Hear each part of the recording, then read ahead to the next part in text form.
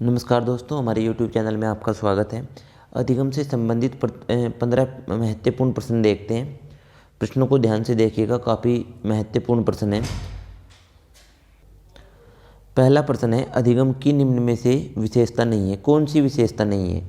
देखिए, जो A, B, C, D 4 option है, इनमें पहला ऑप्शन सही है। अधिगम असार्वभौमिक होता है। ये गलत है, क्योंकि अधिगम जो होता है वो सार्वभौमिक होता है। प्रत्येक जगह से हमें सीखने को मिलता है, इसलिए अधिगम सार्वभौमिक होता है। ऑप्शन नंबर ए सही है। प्रश्न नंबर 2 देखते हैं। अधिगम के अनुक्षेत्र कितने हैं? अधिगम के अनुक्षेत्र कितने हैं? 3 हैं, तो ऑप्शन नंबर बी सही हुआ। प्रश्न नंबर 3, अधिगम को परिवर्तन करते हैं, यानी अधिगम में परिवर्तन करने वाले कारक कौन कौन से हैं? आयु भी है, बुद्धि भी है, चिंता भी है। इसका मतलब ये सभी ऑप्शन सही है। प्रश्न नंबर 4, कौन सा सिद्धांत आर्किमिडीज सिद्धांत पर आधारित है? पावलोव, स्किनर, कोहलर या फिर थॉर्नडाइक? सही आंसर क्या है? थॉर्नडाइक। थॉर्नडाइक का जो सिद्धांत है वो आर्किमिडीज के सिद्धांत पर आधारित है। ऑप्शन नंबर ए यानी ए सही है। प्रश्न नंबर 5 देखते हैं। अधिगम हेतु कौन सी प्रक्रिया नहीं अपनाई जाती? लक्ष्य, अवरोध, अभिप्रेरणा या फिर जीवन उद्देश्य? तो सही आंसर ऑप्शन नंबर डी है, जीवन उद्देश्य। प्रश्न नंबर 6 देखते हैं।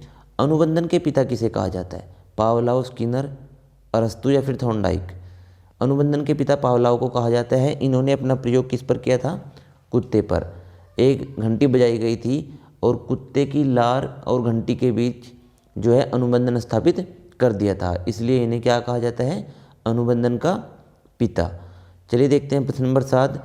पुरस्कार नैमित्तिक अनुबंधन प्रक्रिया को आरंभ करने का श्रेय जाता है, किसको जाता है?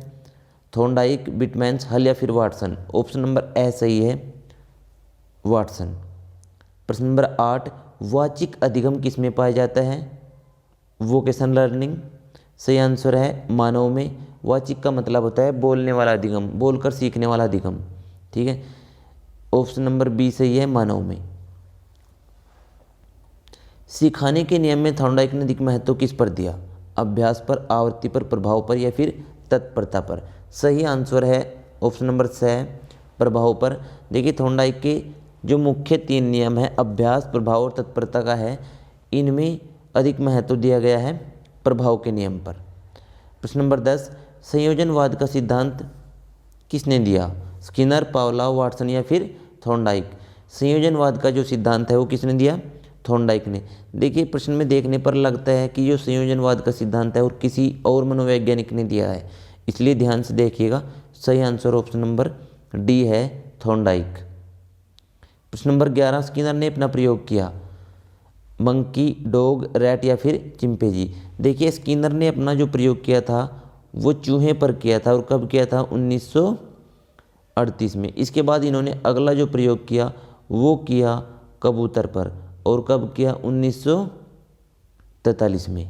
अगला प्रश्न देखते हैं। प्रश्न नंबर 12, मैस्लो ने मानवतावादी अधिगम सिद्धांत का प्रतिपादन कब किया?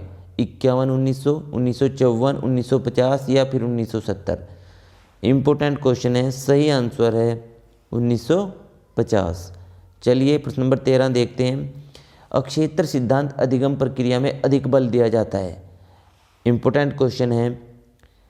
अक्षेत्र सिद्धांत अधिगम प्रक्रिया में अधिक बल अभिप्रेरणा पर दिया जाता है, याद रखिएगा।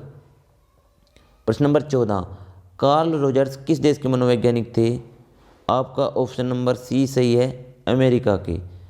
देखते हैं प्रश्न नंबर 15 और अंतिम क्वेश्चन है हमारा। कक्षा में सीखा गया ज्ञान दैनिक जीवन में प्रयोग लाना, यह अधिगम का स्थानांतरण है। कौन सा है? एक पक्षीय। सही आंसर भी हुआ, एक पक्षीय। वीडियो देखने के लिए आपका बहुत बहुत धन्यवाद।